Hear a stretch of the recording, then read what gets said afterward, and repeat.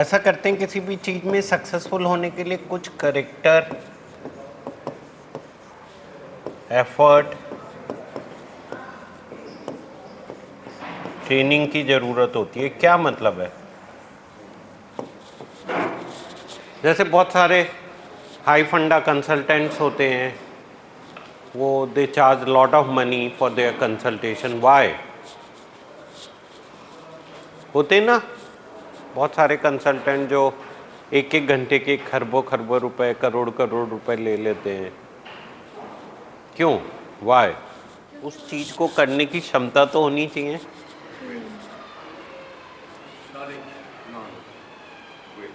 क्षमता का हो गया capacity. For example let's say मैं रेसलर हूँ, but that does not mean कि मैं 100 kg का बैग उठा सकता हूँ, है ना। एक बिजनेसमैन है who earn tons of money, does not mean he is good in everything. Okay, but basic intelligence तो होगी ना उसमें। कोई भी काम करने के लिए एक basic knowledge, basic understanding, basic intelligence की ज़रूरत होती है। सो उसको हमने कह दिया कि भाई आईक्यू मान लेते हैं ना। इसके लिए एक basic brain functioning most important है।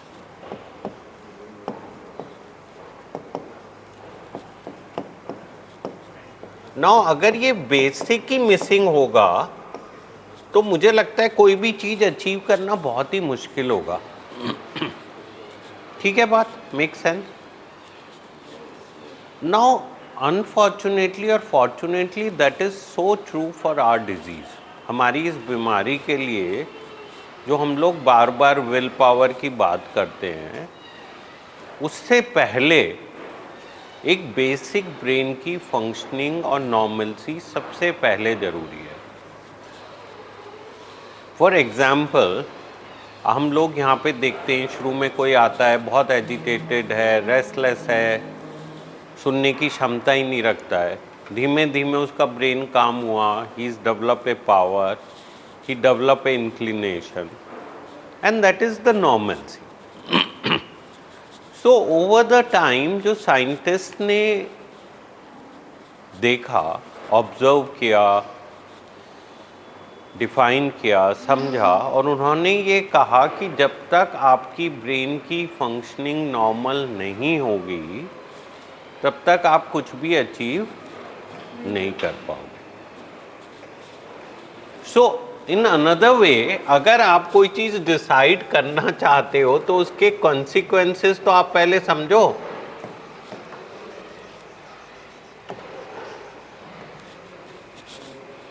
कोई भी चीज अगर आप तय करना चाहते, लेट्स से आपने तय किया मैं एक बिजनेस करना चाहता हूं। Now there must be some pros, some con, some difficulties on the way. कुछ हर्डल्स आएंगे, कुछ आपको लाइसेंस लेने पड़ेंगे। फॉर एग्जाम्पल लेट्स से मैंने डिसाइड किया कि मैं ये हॉस्पिटल खोलना चाहता हूँ। There must be certain procedures कि पहले आप उसको फॉलो करो, फिर आप नक्शा बनाओ, फिर बिल्डिंग बनाओ, फिर बिजली का कनेक्शन लो, फिर ये करो, फिर वो करो, तभी तो जाके आपका चालू होगा। और वो चालू होने के बाद में आप कितना उसको समझ सकते हो, उस बिजनेस में कितना आपकी कैपेबिलिटी है, कितना इंटेलिजेंस है, कितनी नॉलेज है, then only you will be successful. Just deciding it will not take you towards the success. ठीक है? Now that is so true for your recovery. क्यों? देखो, रिकवरी ना एक पूरा एक प्रोसेस है।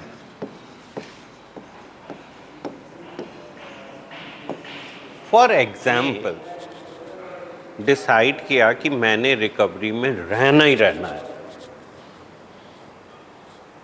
डॉक्टर ने कहा भाई 2 महीने तुलसी में एडमिट हो जाओ, 3 महीने एडमिट हो जाओ। मैंने कहा जी ऑल, वॉट एवर यू से, ऑल।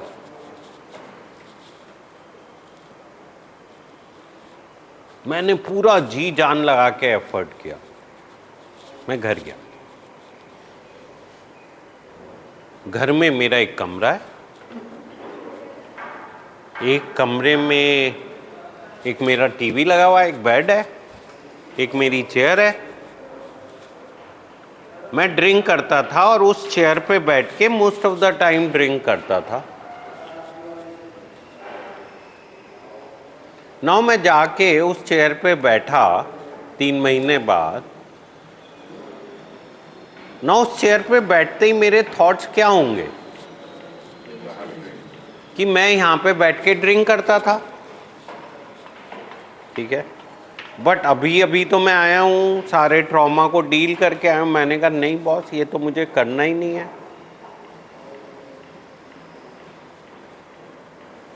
धीमे धीमे आपने कहा कि ये चेयर से मेरा एसोसिएशन नहीं है, ठीक है। अगर ये आपने एफर्ट नहीं किया तो ये थॉट तो आएगा ही ना कि मैं चेयर में बैठ के ड्रिंक करता था। अब लेट्स से आप थोड़े से वल्नरेबल हो, थोड़ा सा मन में कंफ्यूजन है, तो हो सकता है चेयर में बैठ के ये थॉट आए कि यार ड्रिंक करके मजा तो बहुत आता था। थोड़ा सा ही तो फर्क है ना थॉट में, नहीं मुझे नहीं करना है वर्सेस पहले जब मैं ड्रिंक करता था तो मजा तो आता था ना। जैसे ही वो थॉट आया आपने कर लिया कि अच्छा चलो देखेंगे, पोस्टपोन कर दिया, खत्म नहीं हुआ। 1 हफ्ते बाद आप अचानक से सब सेट हो गए और आपने कहा यार बहुत दिन हो गए हैं, थोड़ा बहुत लूंगा, किसी को पता नहीं चलेगा। हो गया काम,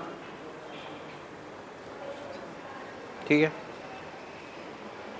सो रियल लाइफ एग्जाम्पल शेयर करता हूँ। There was this girl came from Mumbai, 3 महीने तक ट्रीटमेंट किया, बहुत मोटिवेटेड थी क्योंकि उसकी 1.25 साल की बच्ची थी एक।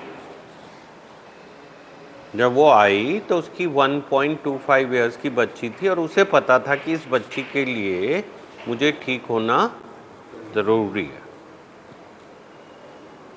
3 महीने बाद वो मुंबई गई, अपने रूम में एंटर की and within 15 minutes she was again doing the substance. केवल 15 मिनट लगे उस सराउंडिंग में अपना आप को रिलैप्स होने में। अब डिसाइड तो करके गई थी कि मैं नहीं करूंगी। नाउ सिमिलरली एक बंदे ने डिसाइड किया कि मैं ड्रिंक नहीं करूंगा, बड़ा एफर्ट किया, बड़ी मुश्किल से जान बची थी। अब उसके घर में एक शादी थी, वो उसमें गया, सब ड्रिंक कर रहे थे। सबने कहा भाई टोस्ट करने के लिए तुम भी उठा लो। उसने कहा जब मैं पी रहा हूँ तो फिर 2 ड्रिंक ही पी लेता हूँ, पूरा मज़ा आएगा। 2 ड्रिंक के बाद में कब 4 हुई इसे पता ही नहीं चला और अगले दिन से फिर चालू हो गई। Now that means it has to be a hard work and thoughtfully earned thing. Now this chapter number 3 is prime most and the most significant part of this process of earning. Okay. Now 90% of the time we relapse because of our exposure. Past experiences, surrounding, similarity, same चीजें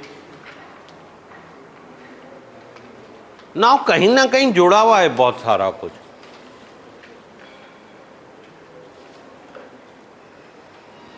ठीक है, कैसे जुड़ा हुआ है?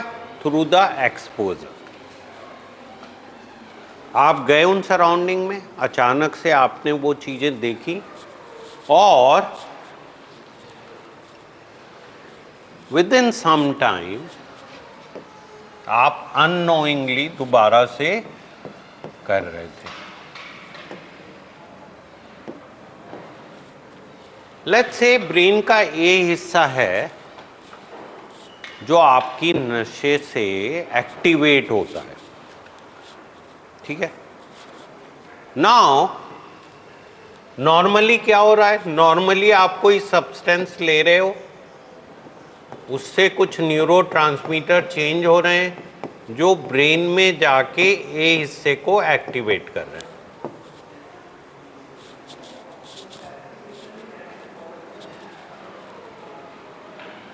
ठीक है, आपने कोई नशा किया, आपने कोकेन लिया, ब्राउन शुगर लिया, अल्कोहल लिया, हेरोइन लिया,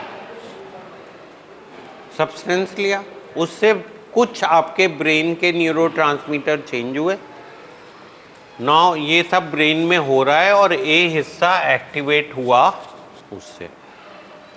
नाउ धीमे धीमे आपने सब्सटेंस लिया, साथ में म्यूजिक चलाया, आप अपनी पसंद का गाना सुन रहे हो और उससे न्यूरोट्रांसमीटर रिलीज हो रहे हैं। सब्सटेंस चलाया, म्यूजिक सुना, साथ में आपने अपनी सराउंडिंग क्रिएट करी। ये मेरा कमरा है, ये मेरी हैप्पीनेस पोस्टर्स हैं, ये मेरे हैप्पीनेस दोस्त हैं।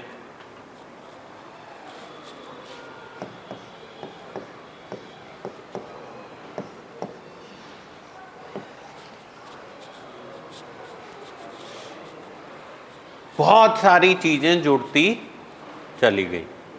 जैसे आम तौर से ड्रिंक करने वाले कहते हैं जी मेरा तो 7 बजे घंटा बज गया। क्या कहते हैं जी 7 बजे। एक स्मोकर कहता है कि जी सुबह उठ के मुझे तो स्मोक चाहिए ही चाहिए। क्यों जी, स्मोक के बगैर तो मुझे पॉटी नहीं होगी। क्या हो गया, एसोसिएशन। ठीक है, अब इमेजिन अगर ये नहीं है और ये एक्सपोजर में से कुछ भी है, तो क्या ये ए स्टिमुलेट होएगा या नहीं होएगा?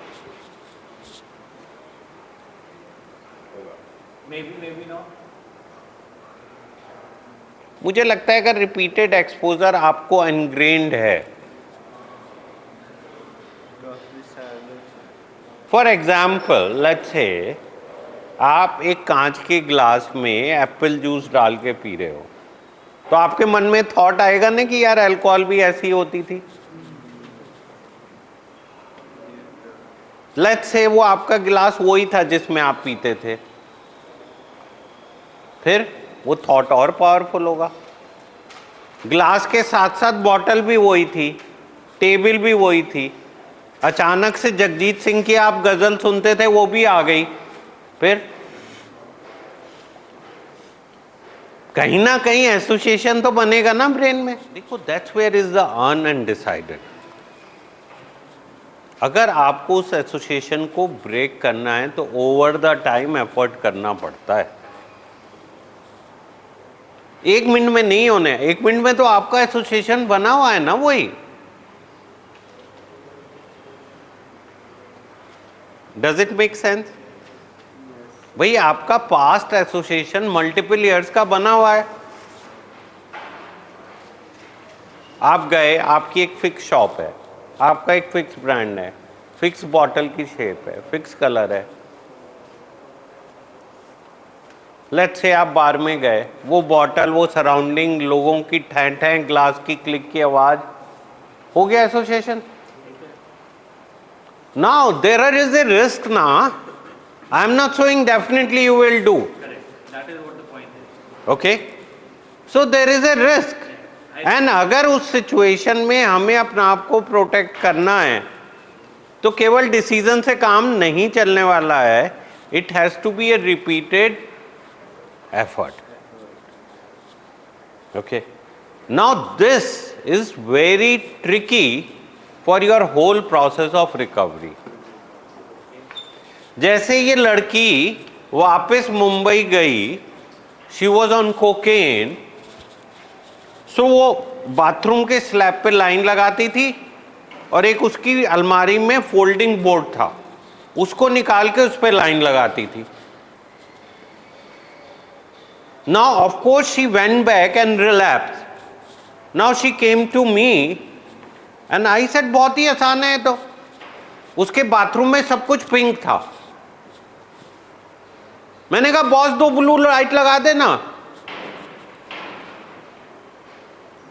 नाउ 2 ब्लू लाइट लगाते ही उस पूरे बाथरूम की एम्बियंस चेंज हो गई। और जो फोल्डिंग बोर्ड था उसमें she used to believe in Sai Baba, और साईं बाबा की एक स्टैच्यू रखवा दी मैंने।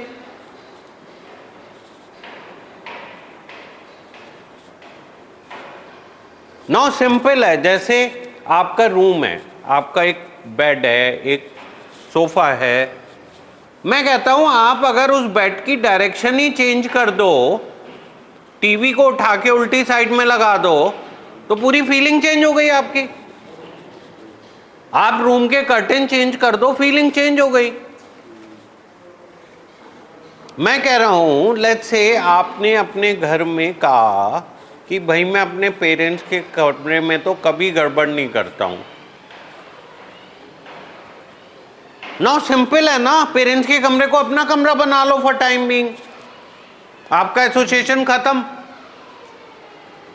Now this is all earned behaviour, this is not just decision. For example, हम में से बहुत सारे लोग हैं जो सब्सटेंस यूज के टाइम में अकेला करते हैं अपना आप को। यू मेक श्योर कि आपके साथ में एक जना हर समय जुड़ा रहे। आप कहो भैया आपको मेरी मदद करनी है ना फैमिली, तो मुझे अकेला मत छोड़ना। अगर मैं अकेला जा रहा हूं तो मतलब मेरे दिमाग में कुछ गड़बड़ है। So there are a lot of things which can be done about this whole situation. So one is exposure, which can lead to relapse, and one is you change the exposure for your benefit, for your recovery. Okay. Now this chapter is about that. चलो पढ़ो। क्या है कि भाई देखो अपना आपको कैसे प्रोटेक्ट करना है, ये आपको हार्ड वर्क है, केवल डिसीजन से नहीं होने वाला है। बहुत सारी बार हम कहते हैं कि मैंने डिसाइड कर लिया है, डिसाइड से नहीं होने वाला है। The more earn kind of a thing, आपको बहुत सारा हार्ड वर्क करना पड़ेगा, अपने एक्सपोजर को चेंज करना पड़ेगा, and then only things will move in a right direction. Done in a way yes, but in a way देखो हम लोग ना डिसाइड करके बस स्टबनली रुक जाते हैं। देखो लेट्स से राहुल गांधी ने डिसाइड किया मुझे इलेक्शन जीतना है, बट क्या उसने मेहनत की और अर्न किया? हरियाणा का फियास्को देखो, दे were about to win, but शायद उनके एफर्ट में कहीं ना कहीं कमी रही होगी। वो ओवर कॉन्फिडेंट में हो गए कि हम तो जीतेंगे ही जीतेंगे, वर्सेस बीजेपी ने अपनी जान लगा दी। Now this is a earned situation. Now similarly of course decide तो करना ही है, वो तो मान ही लिया कि आपने भाई पहले चैप्टर में हम कह रहे हैं कि भाई it has to be a kind of a decision, my decision. तो आपने डिसीजन लिया है तो केवल डिसीजन से ही अर्न नहीं होगा। जैसे फॉर एग्जाम्पल मैंने आज सुबह राउंड पे आया, मैंने कहा यार आपको तो मैं एंटीब्यूज दे देता हूँ, बिकॉज मुझे पता है आपने डिसाइड किया आप नहीं करने वाले हो, लेकिन ये एक एक्स्ट्रा एफर्ट आपकी हेल्प के लिए जरूरी है। सो केवल डिसीजन अर्न नहीं करता है, अर्निंग के लिए लेट्स से हर जना जो बिजनेस करता है वो यही डिसाइड करता है कि मैंने बहुत सक्सेसफुल बिजनेस करना है, but how many actually put the effort? How many of them go through the sleepless night and go through that struggle?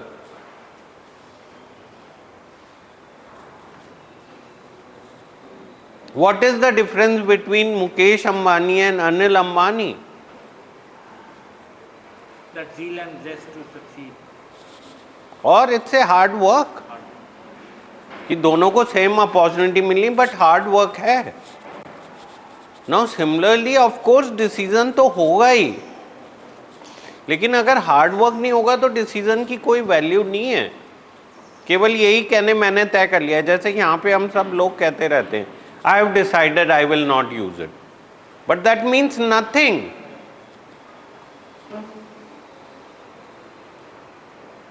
जब तक वो एफर्ट नहीं होगा, जब तक वो मेहनत नहीं करेगा, उसकी कोई भी वैल्यू नहीं है.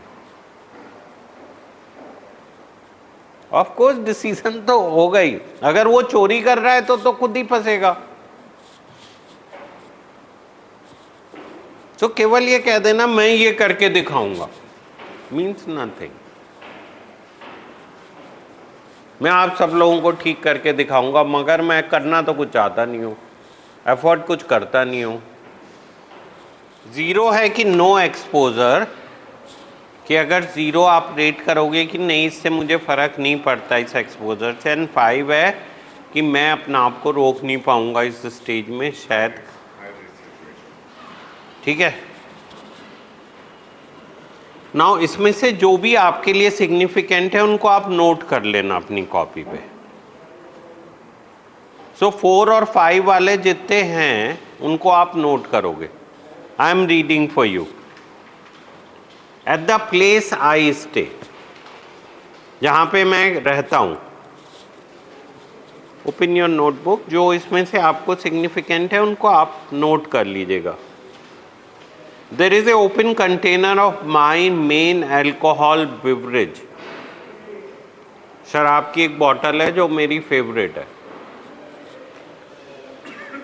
करो rate, please rate. Rate on your notebook, not on this.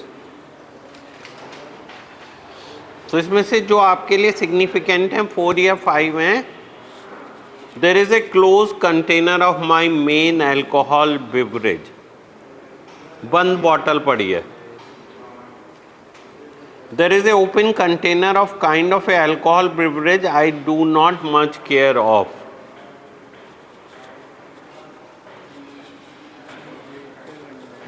Copy में लिखना है जो चीज़ें आपके लिए सिग्निफिकेंट हैं, रिस्क कारण बनती है. There is a close container of alcoholic beverage I do not much care of. There is a stash of my main drug. आप में से जो ड्रग्स करते हैं उन वो कहते हैं कि भाई मेरी main drug.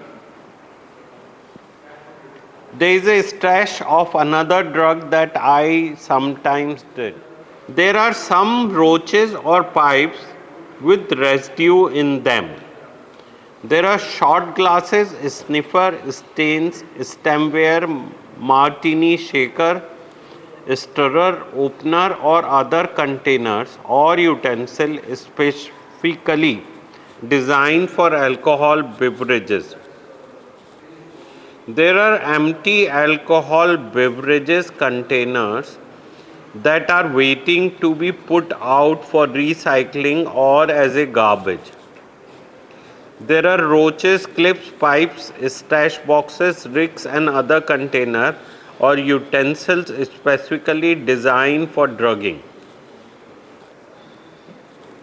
There are alcoholic beverages posters or advertisements.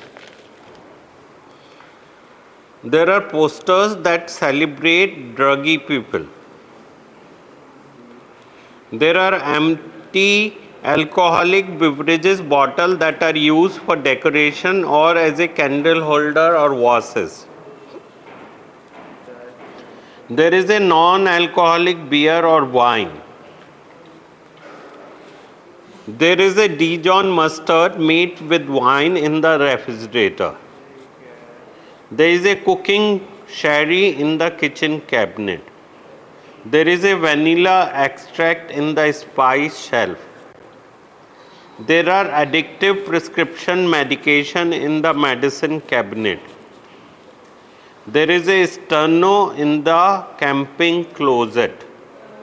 There are CDs or album of music that strongly remind me of drinking and drugging.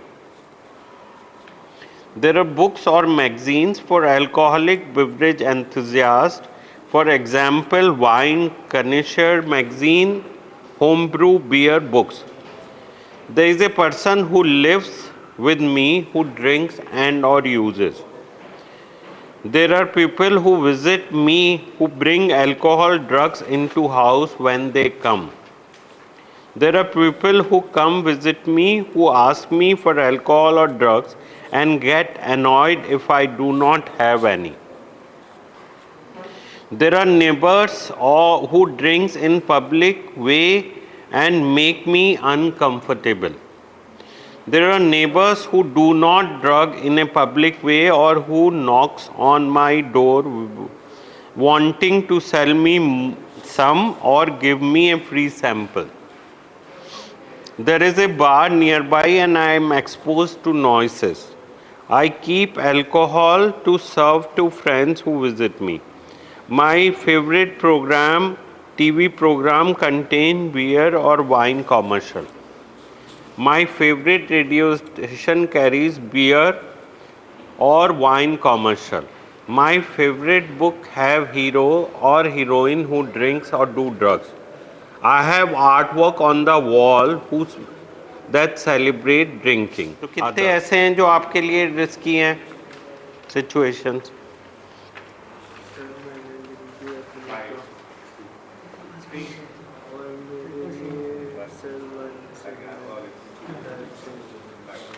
At work or school. Next. I have a supply of my drink or drug at work. I work around open container of alcohol professionally, like a bartender, flight attendant, food server, chef. I work around closed container of alcohol professionally. I handle or dispense prescription drugs that are addictive. I see a drug dealer at work from whom I used to score. I am a drug dealer. A lot of people I work with are using drugs and or drinking. My supervisor shows up bombed half of the time. My supervisor expects me to drink and or use drugs during lunch or after hours. The people I work with expect me to drink, use at lunch or during breaks. My work requires me to travel a lot and this gets me into a lot of exposure to drugs and alcohol. Now in transit. Third, I cannot leave my house without passing a liquor store or bar or a dealer.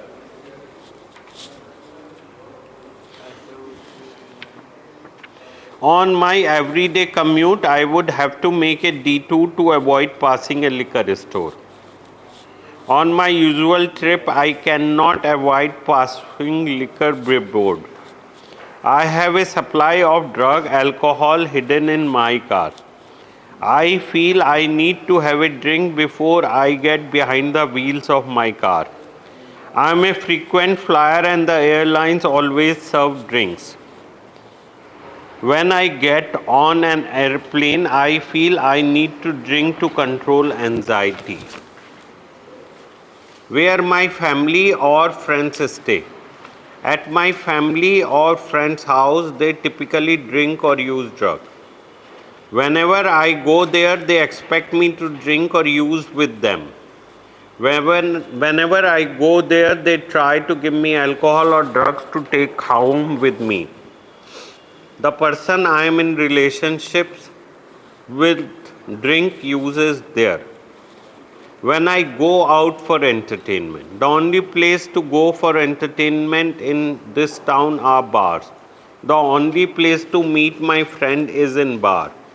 In about every movie I see the hero or heroine drink uses alcohol.